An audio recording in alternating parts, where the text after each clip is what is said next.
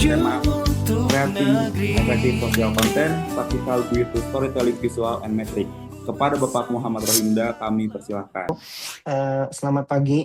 Membuat sosial media atau konten sosial media yang efektif gitu untuk mengarahkan storytelling, kemudian visualnya kayak gimana, dan penggunaan data dalam membuat konten sosial media gitu ya. Sekarang video pendek itu jadi format yang paling banyak penggunaannya bisa digunain. Algoritma itu fungsinya kayak mesin rekomendasi, menganalisa perilaku kita sebagai pengguna sosial media dan memprioritaskan konten apa yang dianggap paling cocok buat kita. Banyaknya follower itu bukan jaminan jangkauan kontennya akan lebih besar. Distribusi kontennya itu berdasarkan konten yang relevan. Ketika kita membuat konten yang memang relevan atau cocok dengan penonton kita, maka akan disebarkan terus ke penonton yang serupa. Makanya ini jadi penting gimana kita nyesuaiin konten-konten kita supaya ditangkap sama lawan bicara yang pas gitu ya. Kemudian minat audiens juga mempengaruhi jenis storytelling yang efektif. Intinya adalah semakin relevan konten, maka semakin besar peluang algoritma untuk mendorongnya gitu ya.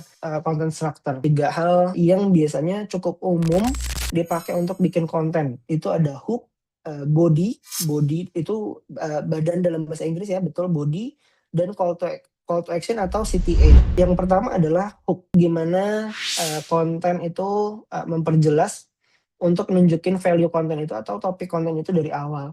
Di body ini adalah inti informasi yang sebenarnya ingin kita sampaikan gitu ya. Call to action, kita akan meminta orang untuk melakukan sesuatu yang kita inginkan gitu ya. Untuk teman-teman yang pengen tahu detailnya, boleh cek caption di bawah ya. Itu untuk bikin konten itu nggak harus langsung yang profesional. Sebenarnya cukup dengan elemen-elemen dasar kayak pencahayaan, framing atau posisi.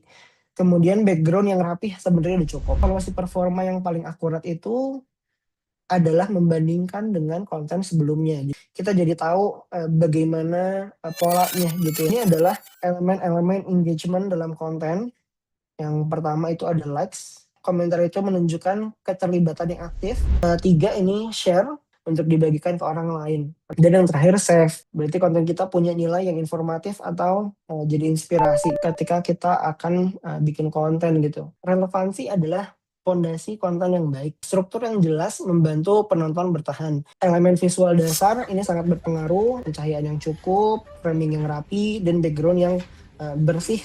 Algoritma ini ngerespon sinyal dari perilaku penonton. Evaluasi performa bukan soal viral atau enggak, tapi gimana kita memperbaiki kualitas konten kita dari waktu ke waktu.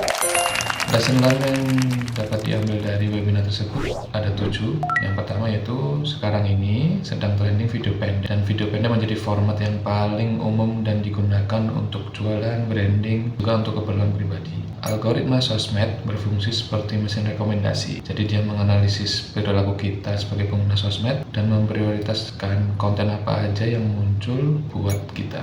Jumlah followers yang banyak tidak menjamin jangkauan kontennya akan lebih besar, dikarenakan konten yang disebar berdasarkan konten yang relevan atau disukai oleh si penonton tersebut. Poin keempat yaitu memahami target audience. Yang pertama, usia dan demografi.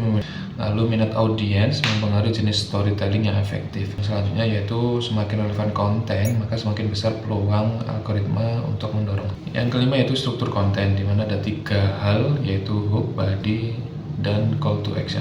Yaitu setup pertama untuk bikin konten itu tidak harus yang langsung profesional. Sebenarnya cukup dengan elemen-elemen dasar seperti pencahayaan, framing atau posisi, background yang rapi. Lalu yang ketujuh yaitu elemen engagement dalam konten. Pertama yaitu ada likes, tombol komentar menunjukkan keterlibatan yang aktif audiens untuk mau beropini. Yang ketiga adalah share, ngerasa kontennya layak untuk dibagikan ke orang lain. Lalu yang terakhir yaitu save, itu tandanya berarti konten kita punya nilai jangka panjang ataupun manfaatnya bisa dibuka lagi. Itulah 7 lesson learned di webinar yang dibawakan oleh Bapak Muhammad Rohinda. Semoga bermanfaat. Terima kasih.